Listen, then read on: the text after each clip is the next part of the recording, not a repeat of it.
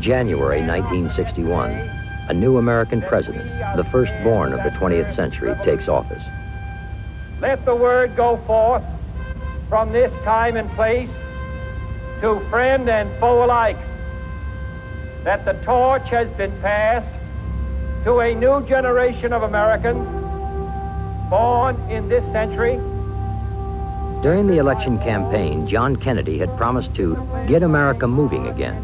He had made a major issue of missile and space gaps, gaps he believed had left American technology dangerously behind the Soviet Union. Even before the inauguration, Kennedy's science advisors called for a sweeping reorganization of the nation's space program, an effort now centered around putting a man in space. Project Mercury, as it is called, is assessed as marginal and potentially dangerous. Politically, the future of America's manned space program is in doubt before it has a chance to get off the ground. But even that has proved no easy matter. Former Mercury astronaut John Glenn. They asked, what were you thinking about when you got ready to launch? And I think a standard answer for all the group has become, how do you think you'd feel if you knew you were on top of that thing built by the lowest bidder on a government contract?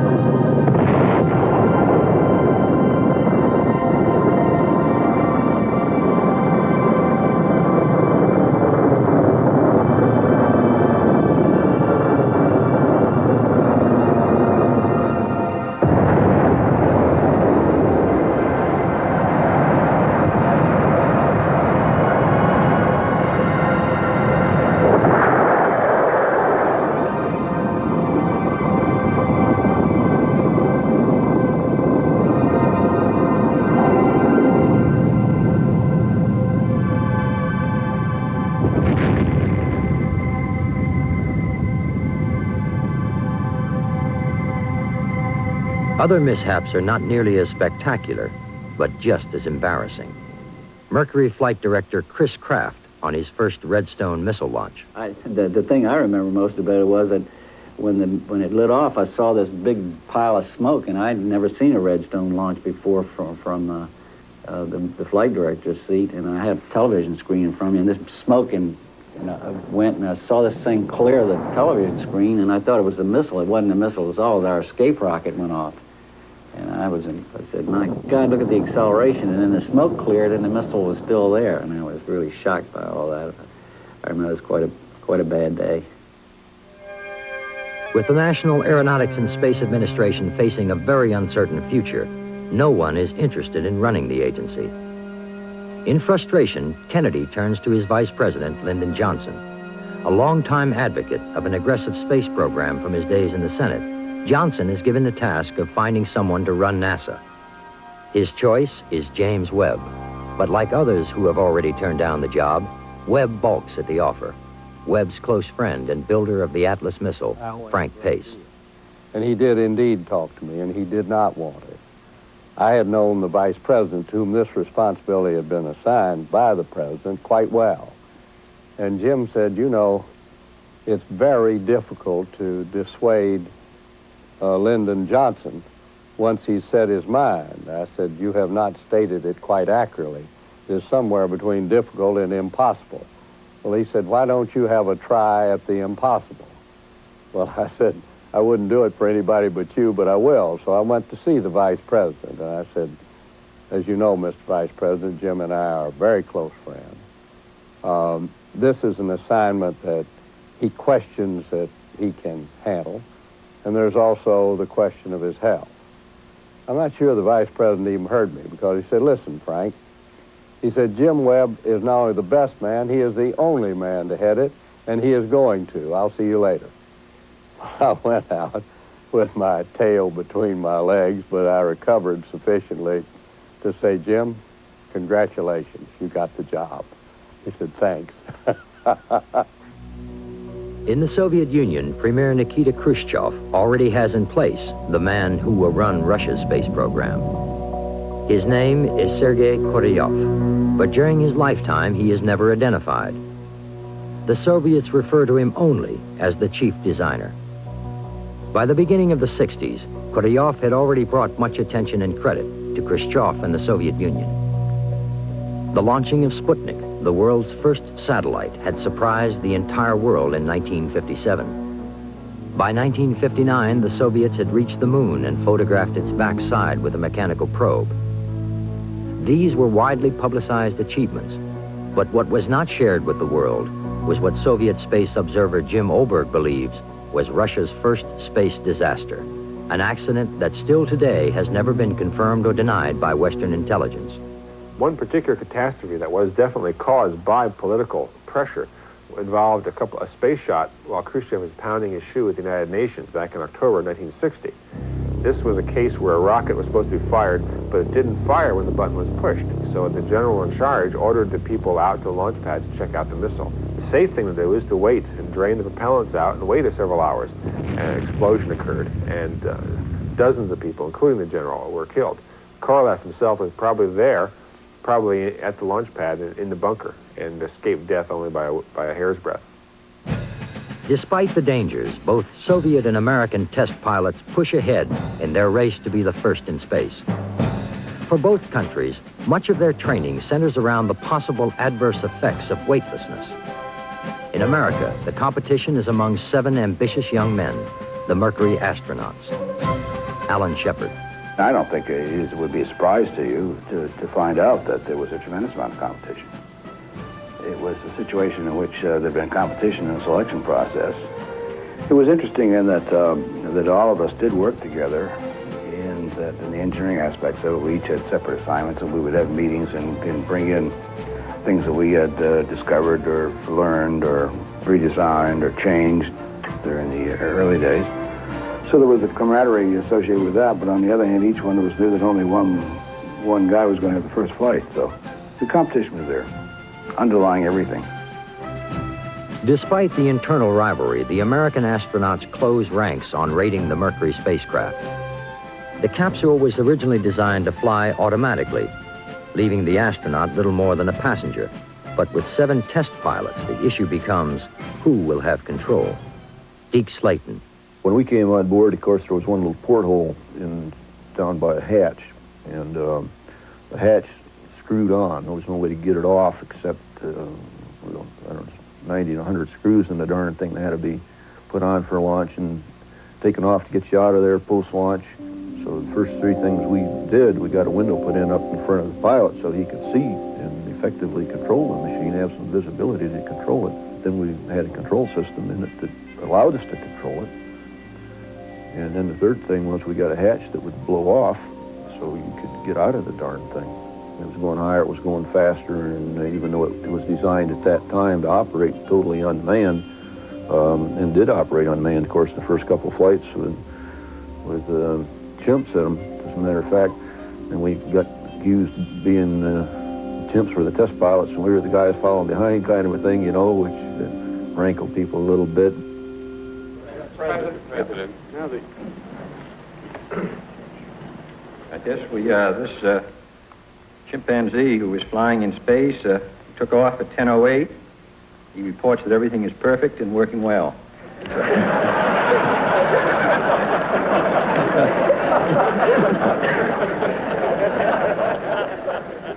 We had a lot of interesting times then because we had a mishap in that flight that caused the spacecraft to land several 150 miles or so downrange from where we had intended to pick it up, and it was about to sink when we got there, and the monkey was very unhappy about having been hit in the fanny with 17G, and he quit working for a while, and it messed up our equipment, and the equipment was shocking him when it shouldn't have been shocking him, and we had a very unhappy monkey or chimpanzee when we got to him in the recovery operation.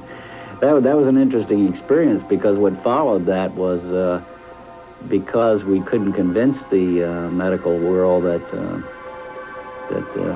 chimpanzee performed okay. We couldn't convince them that man could perform okay under those circumstances, and they were insisting that we test a large number of chimpanzees to destruction in the Johnsville centrifuge. Besides concerns about the physical consequences of spaceflight, There are still nagging problems with the Redstone rocket. In the meantime, on April 12, 1961, the Soviet Union launches the first man into space.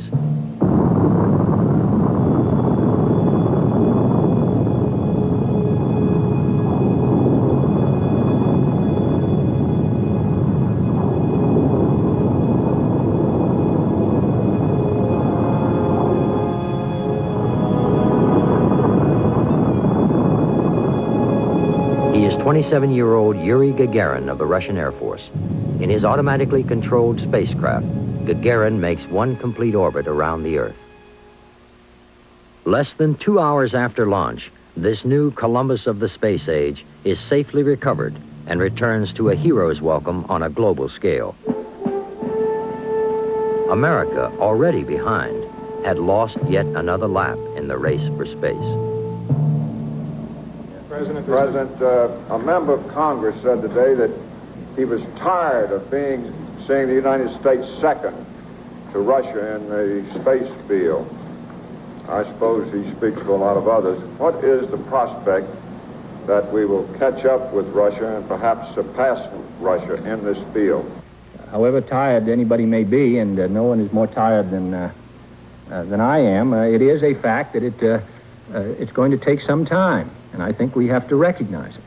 They secured these large boosters, which have led to their being first in Sputnik and led to their first putting their man in space. We are, I hope, going to be able to carry out our efforts with due regard to the problem of the life of the man involved this year. But we are behind. Kennedy reacted rather strongly to the Gagarin flight. It was a slap in the face to him. He had come into office with the image of a young and virile and vigorous man who was going to get the country moving again. Had found the first couple of months of his administration frustrating. Political scientist and longtime observer of America's space program, John Logsdon, began to become aware of of the growing need for some sort of U.S. involvement in Southeast Asia. Even back in early 1961, we were talking about Marines in Laos. The Gagarin flight was a positive achievement by the Soviet Union, and then just a few days later, the United States helped a group of Cuban emigres who had been kicked out by Castro to land on the beach at the Bay of Pigs, and then left them to be captured or killed without the kind of U.S. air cover that they had anticipated. At the same time, the Soviets did something very positive. The United States looked like a second-rate operation in the eyes of the world. 3 weeks after Gagarin's flight, NASA prepares to launch its first astronaut into space. Alan Shepard had won the Mercury competition, but lost the global race to Gagarin. The White House, reeling from the abortive Bay of Pigs and fearing the consequences of a potential space disaster, considers postponing the first American flight. Robert Siemens, former deputy director of NASA. Clearly, this must have been part on the mind of some in the White House, including the president. From our standpoint, we felt that we were ready to go and that the flight should take place on the schedule we had, but there certainly was concern that the flight might fail. And my understanding from Ed Welch, who was there, who was responsible for the workings of the Space Council, that when the question was asked, what will we do if it fails, he replied with a question, but supposing it succeeds? NASA's administrator, Jim Webb, is ready for both questions. Before the launch, he prepares 3 possible statements for the press. One if the flight succeeds, a second if Shepard has to eject but survives, and a third if the astronaut is killed. Alan Shepard. I guess basically, first of all, you the pilot are interested in number one, does the thing have enough thrust to get off the ground? And number two, is it going to accelerate me to the point where I'm not going to be able to cope with it during the launching phase? Having satisfied yourself that you're going to be able to do that, then really it becomes more a matter of being concerned about controlling the vehicle in the case of a malfunction rather than just the utter enormity of this. You know, if a redstone blows up, you still lose your life if you don't react properly.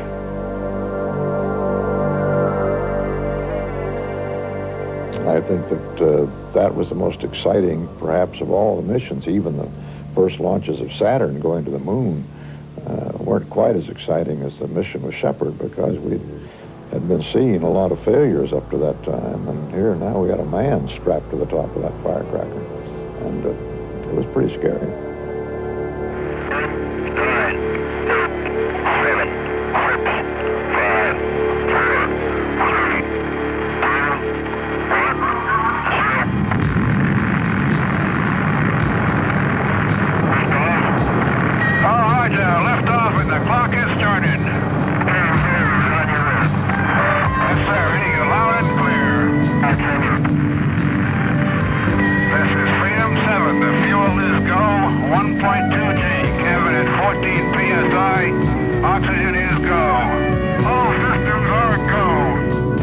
Most of the time, something's happening. You're either launching, or you're re-entering, or you're maneuvering in space, and then you don't have a lot of time to think about it.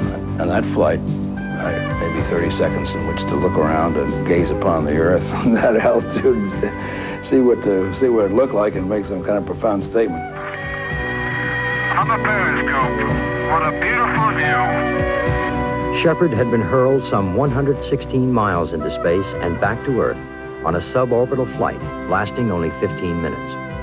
Main chute is green. Main chute is coming unraised and it looks good. In engineering terms, the mission is anticlimactic following Gagarin's orbiting flight of nearly 2 hours.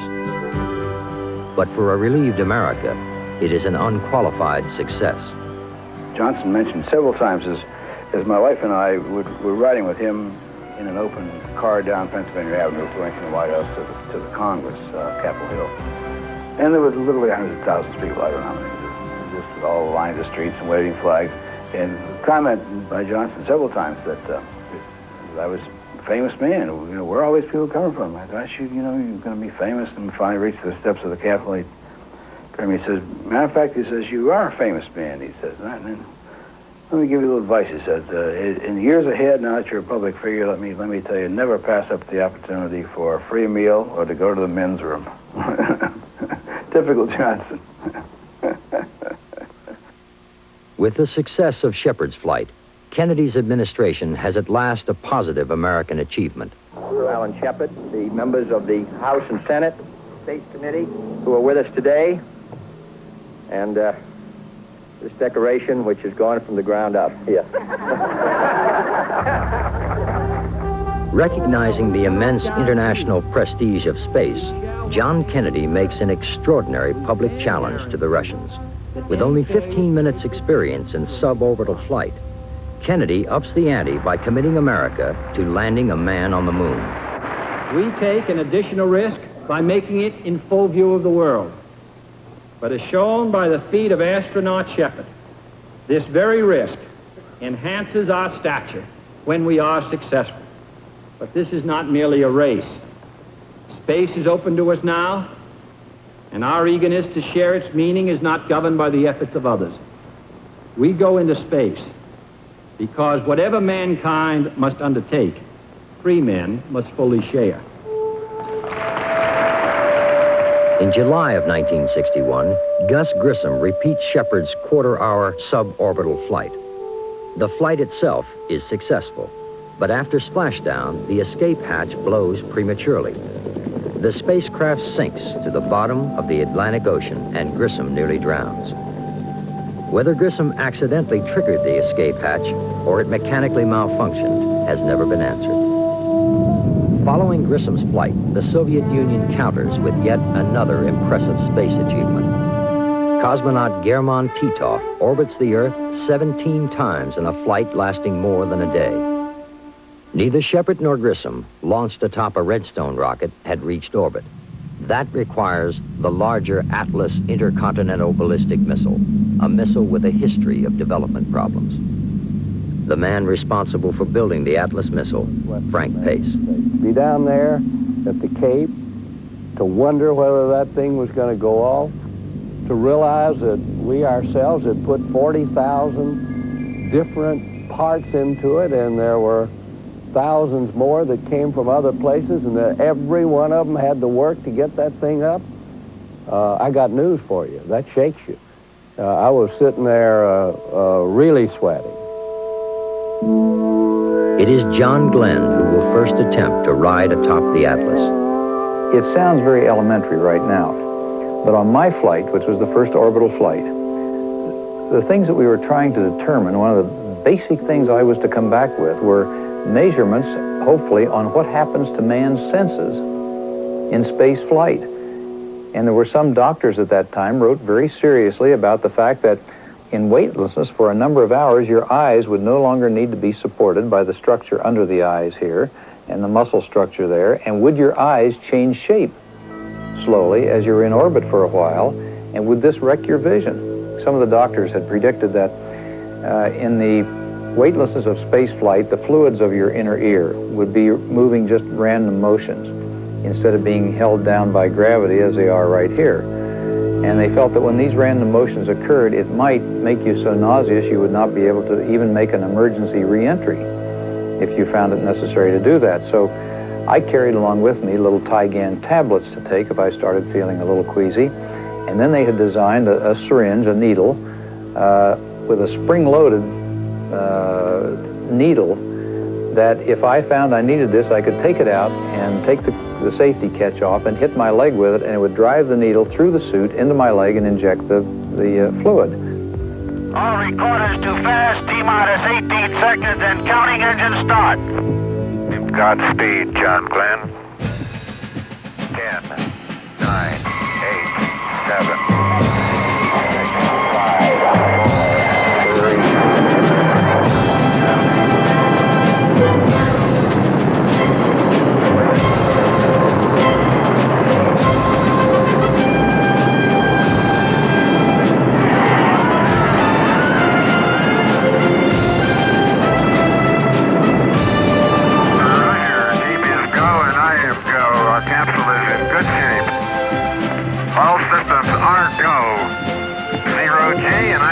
fine. Capsule is turning around.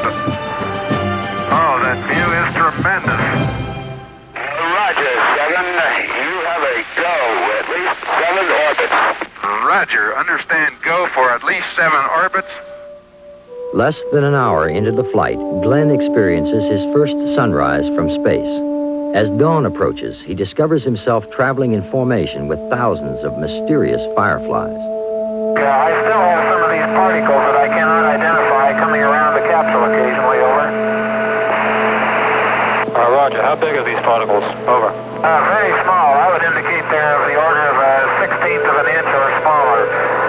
They drift by the window, and I can see them against the dark sky. Just at sunrise, there were literally thousands of them. It looked like just a myriad of stars, over. An hour and a half into the mission, an automatic thruster control valve begins malfunctioning. Then a far more serious problem. A telemetry signal from the spacecraft indicates that Glenn's heat shield and landing bag are no longer locked into position. If the heat shield is loose, Glenn will burn alive as he re-enters the Earth's atmosphere.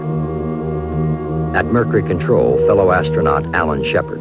Like every other emergency that has happened, you really need to understand and verify as closely as you can what component has failed. Then how to counteract it and really not get John involved, because he had plenty of things to do. He had a full flight plan like everybody else. And not to get him involved in the decision until such time as it became necessary to make specific recommendations. We are recommending that you leave the retro package on through the entire re-entry. Do you read? This is Friendship 7. What is the reason for this? Do you have any reason, over? Not at this time. This is the judgment of Cape Flight. Roger. Say again your instructions, please, over. It didn't take any brilliant deduction to know that they were indicating that they had had a signal that something was wrong. And I was a little aggravated at the time, I guess, that they didn't just come right out and tell me what it was. If the heat shield is loose, only the retro pack and its 3 metal straps will save Glenn from a blazing inferno. As Glenn re-enters the atmosphere, all radio contact is lost. Go ahead, Cape. You're ground. You're going out.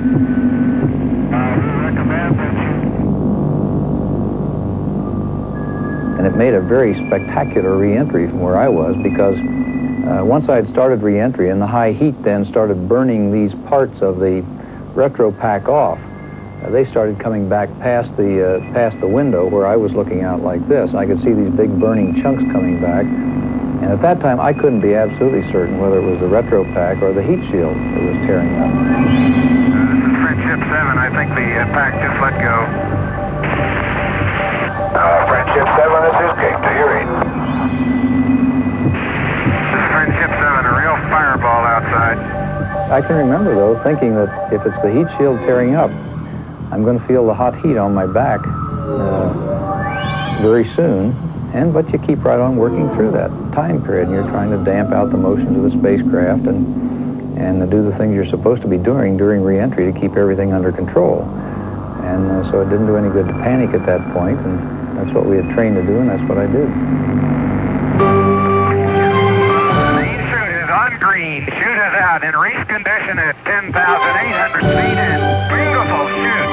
The heat shield had held, and as John Glenn splashes down, his fame skyrockets to epic proportions as a tidal wave of patriotism rolls across the country. The crowds are just something unbelievable, Lou. I've spoken to some people in the crowd, people who were here in 1927, 35 years ago, when they had that great parade for Colonel Lindbergh, and they tell me that it was nothing like this. I've never tried to analyze the hero bit, but whatever comes out of that comes out of it. We'd been at sort of a low point in our national morale, if you will. We'd sort of been shocked in that the Soviets had been ahead of us a little bit in the technical areas. And I think this was sort of the event that, along with Al Shepard's flight before this, the Redstone flight, of course, sort of focused attention on the fact that we're back, and we were here to stay, and we're going into space, and it was for real, and we weren't taking the back seat for anybody.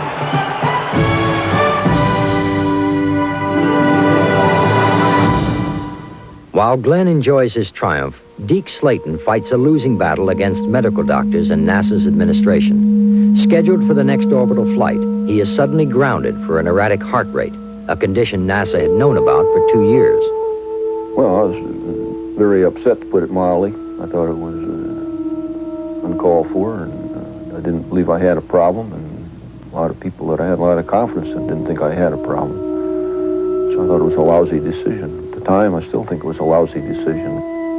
Slayton is replaced by Scott Carpenter.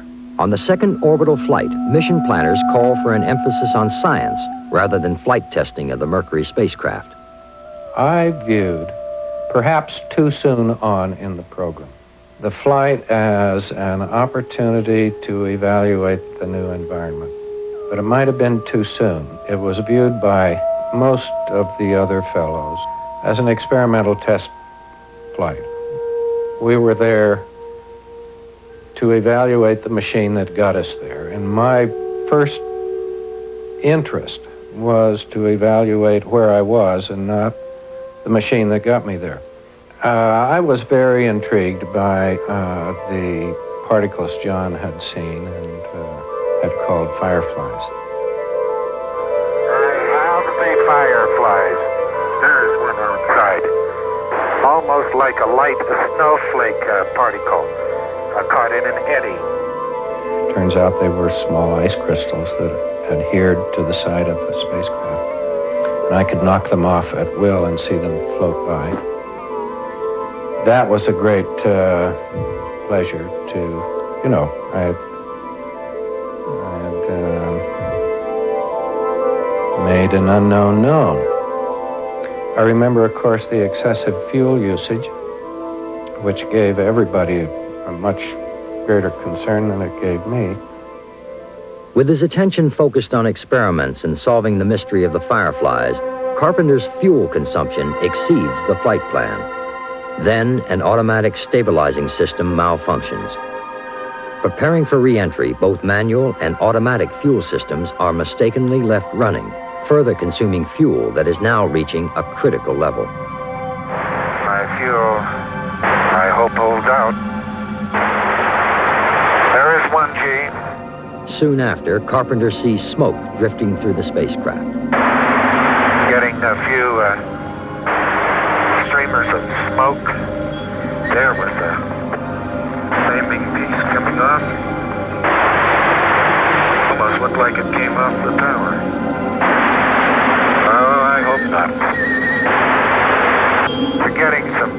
oscillations now, and we're out of fuel. Looks from the sun like it might be about 45 degrees. Oh, it's coming like it's really going over. I think I better take a try on the drogue. Drogue out manually at 25. It's holding. Emergency flow rate on. We had almost 47 minutes in which, as far as we knew, he hadn't come through the blackout. He might just as well have burned up in re-entry. They knew what was going on in mission control, but they didn't tell us. And this was a public relations failure, the biggest one of the space program. I hold the record for an overshoot.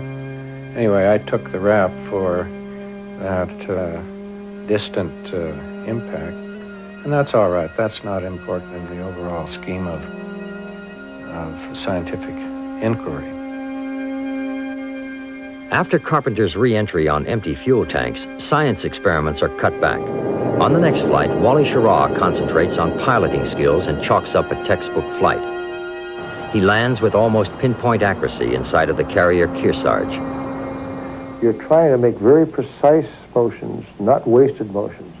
And if you're flying a very delicate flying machine, you find your arm is braced on your leg, and you're moving your hand on a control thing, just barely touching it. That's called a delicate touch, a light touch. And that almost tends to make one think it would be the light stuff instead of the right stuff. The final Mercury mission is flown by Gordon Cooper. He makes 22 orbits on a flight lasting nearly a day and a half. But by the end of the flight, Cooper has lost nearly every automatic system on his spacecraft. We had sort of an electrical fire that burned all the electrical system out. So all the electrical that was left was the one radio that was hooked direct to the battery. And so I had a radio, still had radio contact, but I had wristwatch on the arm for time. I had eyeballs out the window for attitude control. And I had the push-pull rods, opening and closing the solenoids at the little attitude control rockets for attitude control. The suit was gone, the environmental system was gone, the carbon dioxide scrubbing was gone, temperature control was gone. All of those types of things were not there anymore. Cooper's re-entry would be a manual one all the way. He returns to Earth as all the Mercury astronauts had wanted, as a pilot in control. Despite the national adulation over the adventures of the Mercury astronauts, the Soviet Union is still far ahead in the space race. Between the American flights of Carpenter and Schirra, the Soviet Union launches 2 spacecraft into orbit, flying them in formation. After Cooper's flight, the first woman flies in space, cosmonaut Valentina Tereshkova. In her 48 orbits around the Earth, Tereshkova tallies more flight time in space than all the Mercury astronauts combined. A year later, in October of 1964, the Soviet Union launches a new spacecraft, the Vashkad 1, with the world's first 3-man crew aboard. The Soviet Union would score yet another first in 1965, when Lieutenant Colonel Alexei Leonov performs the world's first spacewalk.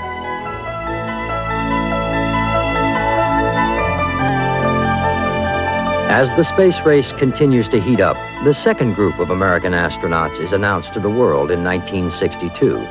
Test pilots who had once scoffed at the idea of a man in the can now clamor over the chance to fly to the moon. Searching for a winning edge, the Air Force sends its pilots to Charm School. Graduate Mike Collins. Charm School. Well, the Air Force thought that not only should they prepare us to be test pilots, but if we were going to go off to NASA and be astronauts, we should have certain social skills as well. So they ran a short course. I think we came back to Washington for a couple of days, and they told us that you're supposed to wear socks like this that go on forever, and no one wants to see hairy legs, and therefore you would flunk the NASA test if you didn't have on these kinds of socks, and you had to hold your hands on your hips this way and not that way, because people you don't want to talk about hold them the other way, and so we learned a lot of useful skills such as that in Charm School. This second group of astronauts trains for the new two-man Gemini missions, a stopgap engineering measure between Mercury and Apollo. On board Gemini's first manned shakedown flight are astronauts Gus Grissom and rookie John Young. The Gemini was very small and compact. For a while there, we called it the Gus-mobile because Gus was really the only guy who could get in it and close the hatch without hitting him on top of the head. It was that crowded.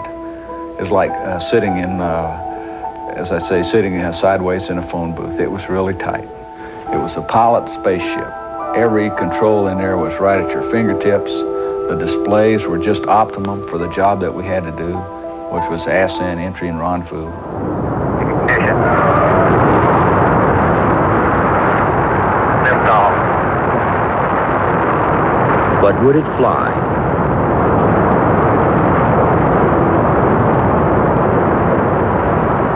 Young and Grissom's task is to find out.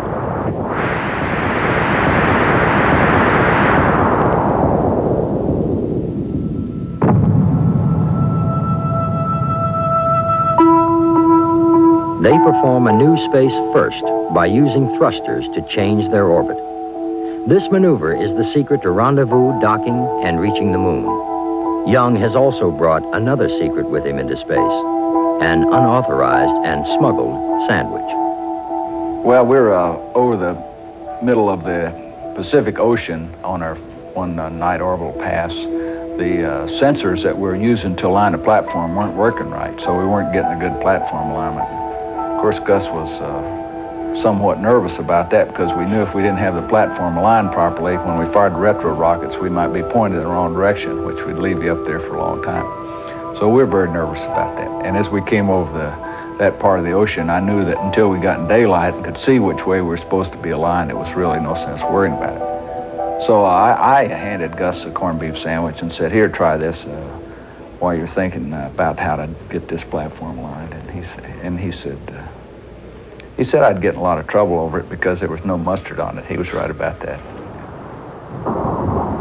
Young and Grissom splashed down 5 hours after launch. Remembering his lost Mercury capsule, Grissom refuses to open the hatch in the heaving seas until his aptly named spacecraft, the Molly Brown, is firmly secured. Grissom, in the meantime, has lost his breakfast, but not his spacecraft.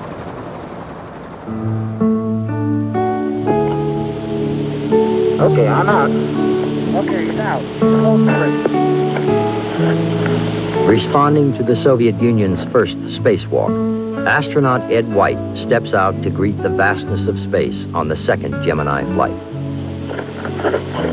Okay, I rolled up. I'm rolling to the right now. Under my own influence. There goes looks like a thermal blast, Jim. It is. I've come above the spacecraft. I'm coming back down now. I'm under my own control. I feel like $1 million. I'm going to pick up. White's glide through space would be the adventure of his life, but beneath the exhilaration, a constant worry. Former spacewalker Mike Collins. If someone outside during a spacewalk became incapacitated, even partially incapacitated, you really had no choice but to unplug them and close the hatch and come on home by yourself, because there was no way that you could get an object as large as an inflated pressure suit with an immobilized person inside stuffed back inside the small right-hand seat of a Gemini. It was hard enough when the guy inside the suit was operating at 100% capacity. He still had a tough time getting himself forced back down into that seat with enough overhead clearance to close the hatch.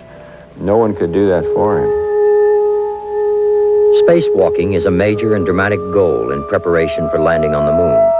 But getting to the moon, landing, and returning back to Earth will be a journey taking up almost 2 weeks. Could the human body survive in a weightless environment for that long? The answer comes with 2 long and very unglamorous duration flights. Pete Conrad. My best and shortest description of Gemini 5 is 8 days in a garbage can, because first place, we couldn't take off our suits, so we were in the same underwear and we were in the pressure suits the whole time. We could remove the helmets and the gloves, but we still had to live in the bulky suits, and it got to be actually quite painful. The other thing is you are weightless, and therefore your body isn't even expending energy to live in 1G. So Houston would come along at local bedtime and say, well, good night, gang, we'll see you in 8 hours, and turn off the radio, and you know, you're just sitting up there like this because you just don't go to sleep. You don't need to sleep. And Gordon Cooper and I had spent the better part of a year training together, so we didn't have a lot of new sea stories to swap with one another, so there wasn't a great deal of conversation going on up there. And it just got to be probably the longest thing I've ever had to do in my life, because we literally didn't do anything for hours and hours and hours on end, and you couldn't pass the time sleeping. You just weren't sleepy. Conrad and Cooper's ordeal is surpassed by Frank Borman and Jim Lovell on the next flight when they begin a 14-day endurance mission in the cramped Gemini. In the midst of their mission, Wally Schirra and Tom Stafford are to join them for the first rendezvous in space. Already their flight has been delayed by the failure of an unmanned rendezvous rocket to reach orbit. Now Schirra and Stafford would experience one of the most dramatic and dangerous moments in the Gemini program. You're cleared for takeoff. Roger, adios, minus 5, 4, 3, 2, 1. Ignition. 1.2 seconds after engine ignition, the Titan rocket shuts down. In an instant, Commander Schirra takes a life and death gamble. Feeling no movement with the rocket, he does nothing. If he is wrong, the 150 tons of fuel he is sitting atop will explode in a holocaust of flame. Okay, we're just sitting here breathing. I knew exactly what had happened, that the engine had shut down, and I knew that we had not lifted off, when in fact all the electronic signals, the clock had started. That's the old expression you always hear someone, since Shepard, the clock has started, it's liftoff. And the clock had started, but it wasn't liftoff. Schirra had won his gamble. Gemini 6 would fly another day. The cause of the shutdown, a small dust cap mistakenly left in the engine's fuel line. 3 days later, on the third attempt, Schirra and Stafford make their rendezvous. But in less than a day, having accomplished their objectives, Gemini 6 returns to Earth, leaving behind a lonely and discouraged Gemini 7 crew. The commander, Frank Borman. But the grind, and I would say the last 3 days in Gemini 7 were the toughest days in my life, from the standpoint of just wanting to get out of something. It was a period in which we had used all of our attitude control fuel, and so we would tumble through space until the rates got high, and then we would stabilize it and then wait to do it again. You couldn't do any experiments. We were lethargic enough at that point. Reading was a chore, and we just sort of existed for 3 days. That comes after 11 days in a very, very cramped space. It was a tough 3 days. The medical people, rightfully or wrongfully, exaggerated every possible concern every bit of the way. They were worried about blood pooling in our legs. I will remember when we got back, we were told that we would probably pass out as soon as the spacecraft righted itself. I remember looking at Jim and said, well, now we're supposed to pass out. Do you want to or not? By 1966, NASA is confident that the astronauts can endure the effects of weightlessness for the trip to the moon. The astronauts had also proved that they could rendezvous with another object in space. The next challenge, physically docking. On Gemini 8, rookie astronauts David Scott and Neil Armstrong rendezvous and perform the first docking with an Agena rocket. Okay, Gemini 8, we have TM solid. You're looking good on the ground. Go ahead and dock.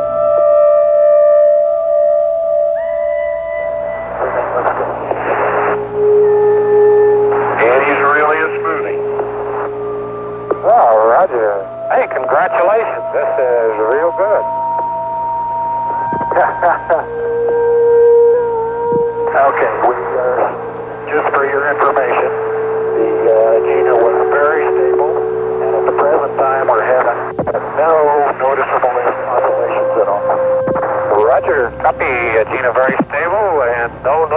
oscillation. Very good.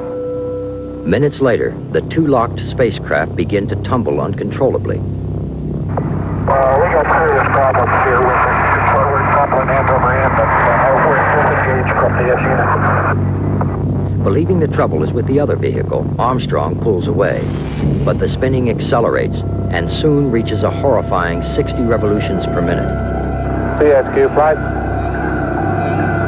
Go ahead, flight. Did he say he could not turn the Agena off? No, he says he is separated from the Agena and he's in a roll and he can't stop it. Armstrong and Scott are now close to physically blacking out. In the vacuum of space, there will be no awakening. We're rolling up and we can't turn anything off. We got creeping in a left roll. Guessing that a thruster is somehow stuck open, Armstrong tries a desperate maneuver. By using his re-entry thrusters, he slows and steadies the spacecraft. The flight is now aborted as Gemini 8 makes an emergency splashdown in the Pacific. The man who would one day be the first to set foot on the moon had almost been one of the first to die in space.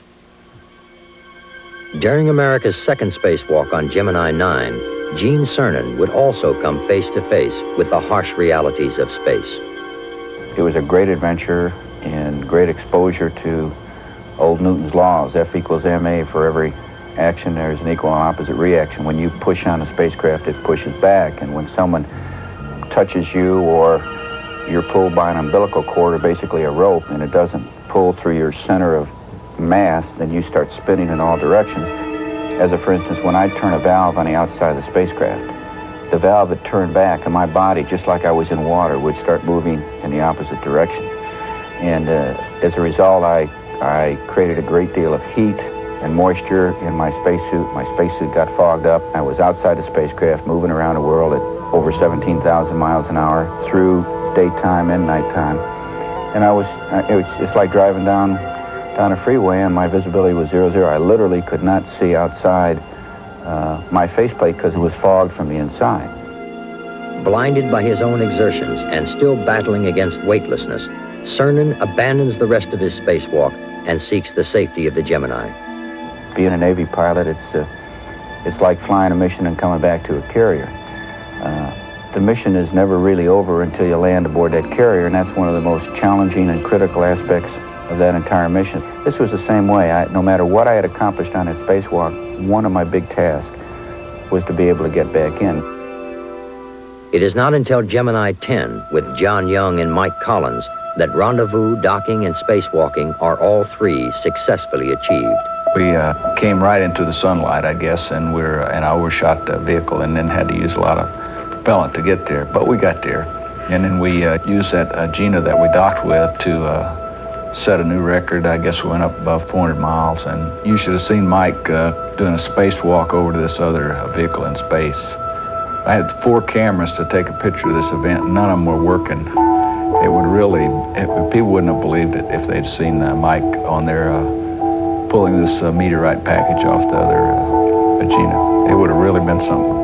When I got where I was going, I slipped off and I went floating, tumbling out in space. I wasn't sure where the Earth was or where the Gemini was or where the Agena was, and that was just a very exciting kind of a feeling for a minute until I finally got things back under control, and I came in, returned to the Gemini, and tried it a second time, and the second time we floated over a little better and got the package and brought it back. But it's a spectacular view after a day or so of looking out of a very narrow little window. Suddenly you're actually out in the universe. There you are. It's all around you. You can see the Earth, the black sky, the Agena, the Gemini. You really feel you're in space. 2 more Gemini missions would fly, each building on the success of the other. The United States was finally ahead in the space race. After Alexei Leonov's spacewalk, not another Soviet manned mission would fly for the duration of Project Gemini. America, in the meantime, had amassed nearly 2,000 man-hours in space, compared to just over 500 for the Soviet Union. What had happened? How had the Soviet Union, once so far ahead, fallen so far behind?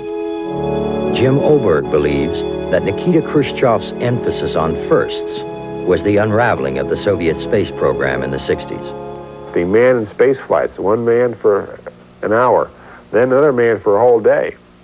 The next step would have been a man for several days, but that wasn't enough of a increase in the sensational nature of the flight. So under Khrushchev demanded that 2 men be sent up in separate ships. After that, several men in space, 2 men. How about a woman in space? So that again was something else, totally political in nature. Khrushchev made up the whole idea. Told Korolev if he wanted any money for the space programs, better find a woman and find a way to put her into space. After that, the next step was put up 3 men in a space capsule to beat the American Gemini program. And that involved some particularly trying, particularly difficult engineering sacrifices to squeeze 3 men into what had previously been a 1-man spaceship. It was Khrushchev who demanded the space spectaculars and the stunts. It was Korolev who had to deliver. And ultimately, after several years of that, his reach exceeded his grasp, and he began to experience both technical failures, and his own health was ruined. Khrushchev himself was overthrown for that and other reasons. And at the end, it was all ashes. Another view from Marcia Smith, U.S. Congressional Specialist on Soviet space activities. Well, in a sense, most technological programs are dead ends because you learn things in one program that tell you how to do your next program better, and so you don't continue it. So the Vostok series became Voskhod, and then that series ended, and then they started with Soyuz the same way Mercury ended, and then Gemini came and it ended, and Apollo came and it ended. So I'm not sure that's a downside, but it is a fact of life. Whatever the reason, the Soviet space program had come to a near halt. In contrast, American efforts with Gemini pointed a seemingly clear path to the moon, a journey that had started in 1961 with the first manned Mercury flights. Ahead for both sides would be triumphant and tragic events. But for America, never again has the excitement and awe of spaceflight stirred a nation as did the adventures of the original 7 Mercury astronauts. In 1984, 25 years after their first press conference, they gathered again in Houston, Texas for a reunion. There they found a public still full of wonder for men who had risked their lives in the heavens. Carpenter and Glenn flew only their 1 Mercury mission. Scott Carpenter shifted his attention to undersea adventure. The popular John Glenn entered national politics. Gordon Cooper flew both Mercury and Gemini flights before retiring. Wally Schirra was the only astronaut to fly Mercury, Gemini, and Apollo missions. Gus Grissom, represented by his wife Betty, died on the launch pad in the Apollo fire of 1967. Alan Shepard would be the only Mercury astronaut to walk on the moon. The medically grounded Slayton would wait 15 years before regaining flight status to fly on the final Apollo mission of Apollo-Soyuz. There are those who believe our destiny awaits us in space. If so, we owe our future in some part to these men, the Wings of Mercury. Could I see a show of hands of those of you who'd like to go up in the space shuttle? Do 2 hands again. I'll just do one. I'll do 2 hands this time. John, I'll do 2 hands. I learned something.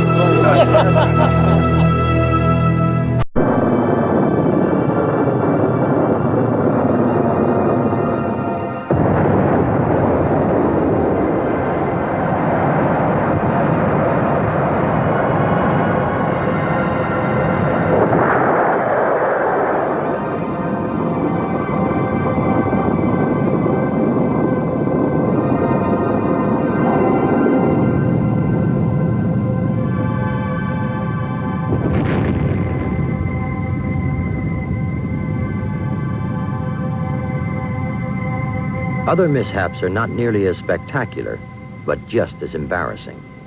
Mercury flight director Chris Kraft on his first Redstone missile launch. The thing I remember most about it was that when it lit off, I saw this big pile of smoke, and I'd never seen a Redstone launch before from the flight director's seat, and I had a television screen in front of me, and this smoke I went and I saw this thing clear the television screen, and I thought it was a missile. It wasn't a missile. It was all our escape rocket went off. And I said, my God, look at the acceleration. And then the smoke cleared and the missile was still there. And I was really shocked by all that. I remember it was quite a bad day.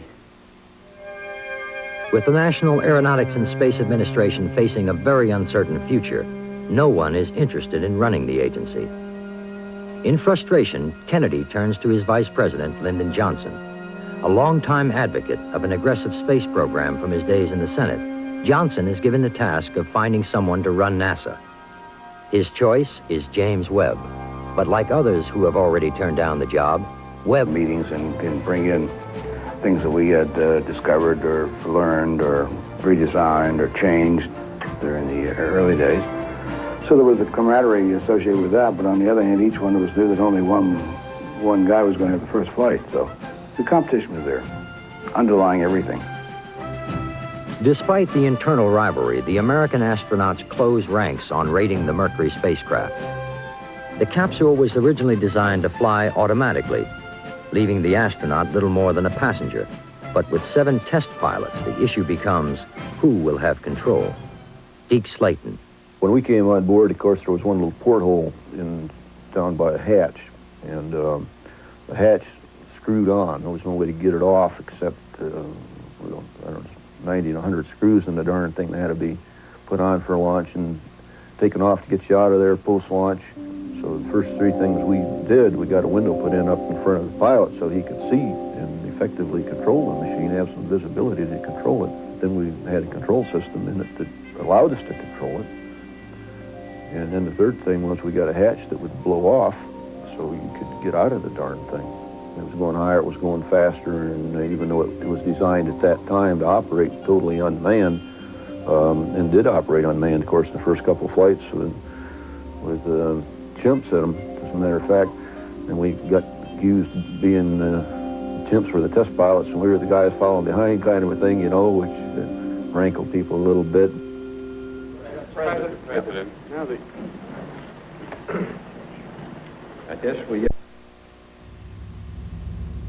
January 1961, a new American president, the firstborn of the 20th century, takes office. Let the word go forth from this time and place to friend and foe alike that the torch has been passed to a new generation of Americans born in this century. During the election campaign, John Kennedy had promised to get America moving again. He had made a major issue of missile and space gaps, gaps he believed had left American technology dangerously behind the Soviet Union. Even before the inauguration, Kennedy's science advisors called for a sweeping reorganization of the nation's space program, an effort now centered around putting a man in space. Project Mercury, as it is called, is assessed as marginal and potentially dangerous. Politically, the future of America's manned space program is in doubt before it has a chance to get off the ground. But even that has proved no easy matter. Former Mercury astronaut John Glenn. They asked, what were you thinking about when you got ready to launch? And I think a standard answer for all the group has become, how do you think you'd feel if you knew you were on top of that thing built by the lowest bidder on a government contract?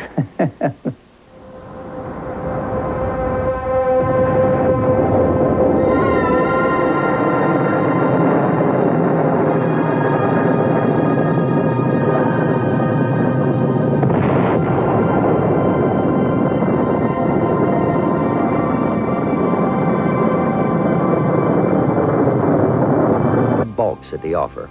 Webb's close friend and builder of the Atlas missile, Frank Pace. And he did indeed talk to me, and he did not want it. I had known the vice president, to whom this responsibility had been assigned by the president, quite well. And Jim said, you know, it's very difficult to dissuade Lyndon Johnson once he's set his mind. I said, you have not stated it quite accurately. It's somewhere between difficult and impossible. Well, he said, why don't you have a try at the impossible? Well, I said, I wouldn't do it for anybody but you, but I will. So I went to see the vice president, and I said, as you know, Mr. Vice President, Jim and I are very close friends. This is an assignment that he questions that he can handle, and there's also the question of his health.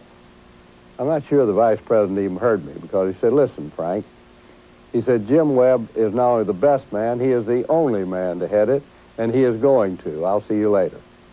I went out, with my tail between my legs, but I recovered sufficiently to say, Jim, congratulations, you got the job. He said, thanks.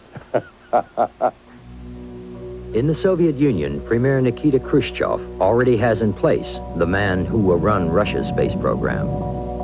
His name is Sergei Korolev, but during his lifetime he is never identified. The Soviets refer to him only as the chief designer. By the beginning of the 60s, Korolev had already brought much attention and credit to Khrushchev and the Soviet Union. The launching of Sputnik, the world's first satellite, had surprised the entire world in 1957. By 1959, the Soviets had reached the moon and photographed its backside with a mechanical probe. These were widely publicized achievements, but what was not shared with the world was what Soviet space observer Jim Oberg believes was Russia's first space disaster, an accident that still today has never been confirmed or denied by Western intelligence. One particular catastrophe that was definitely caused by political pressure involved a space shot while Khrushchev was pounding his shoe at the United Nations back in October 1960. This was a case where a rocket was supposed to be fired, but it didn't fire when the button was pushed. So the general in charge ordered the people out to the launch pad to check out the missile. The safe thing to do is to wait and drain the propellants out and wait several hours. And an explosion occurred, and dozens of people, including the general, were killed. Korolev himself was probably there, probably at the launch pad in the bunker, and escaped death only by a hair's breadth. Despite the dangers, both Soviet and American test pilots push ahead in their race to be the first in space. For both countries, much of their training centers around the possible adverse effects of weightlessness. In America, the competition is among 7 ambitious young men, the Mercury astronauts. Alan Shepard. I don't think it would be a surprise to you to find out that there was a tremendous amount of competition. It was a situation in which there had been competition in the selection process.